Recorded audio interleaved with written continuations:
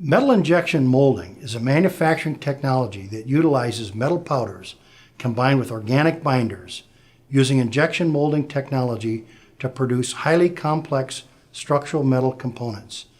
Parts are subsequently processed and sintered to yield high-strength, intricately shaped parts.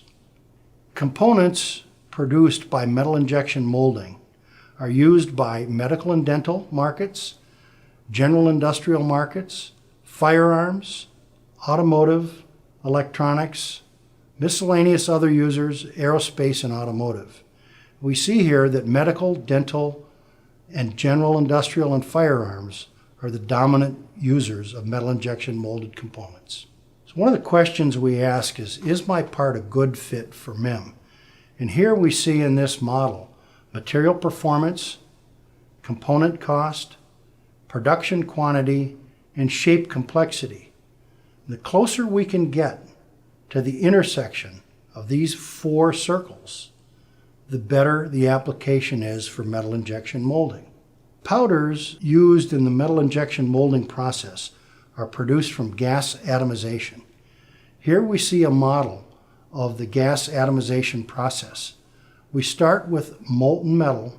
Material is then poured into a holding chamber, and from the holding chamber, it is discharged into the atomization area where the molten metal is hit with high pressure gas, inert gas, to produce metal powders. It is then subsequently processed and finished for use. And you can see the spherical nature of the gas atomized powders. This is ideal for metal injection molding because they have a low coefficient of interparticle friction. Metal injection molding process starts with metal powder and binders. Those binders are then compounded into a paste-like material, which is turned into small pellets. This becomes the feedstock that is used in the metal injection molding process. Components are molded in a metal injection molding press. From there, the binders are removed in what we call a debinding process or dewaxing.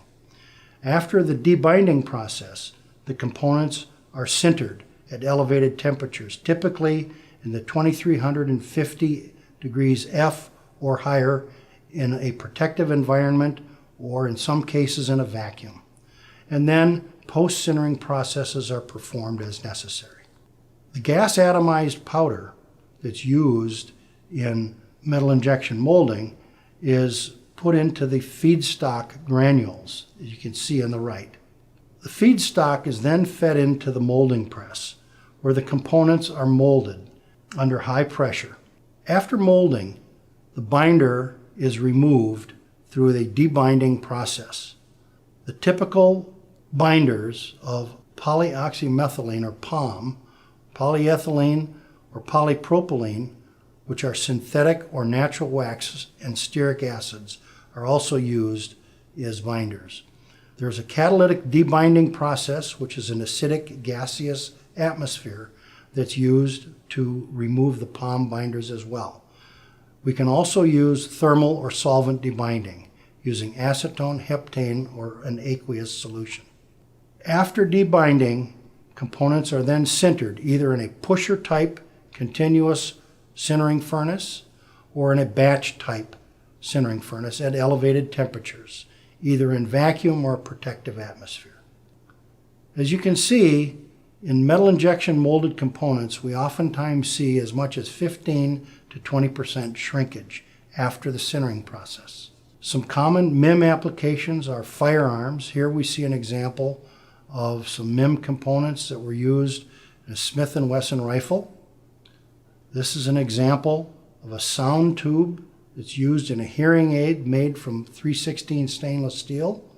And we see the orthodontic appliances using a metal injection molded 17.4 pH stainless steel. Metal injection molding produces intricate components used by medical, electronics, recreation, and other industries. MIM Technologies offers outstanding value for parts requiring intricate geometry and superior material properties.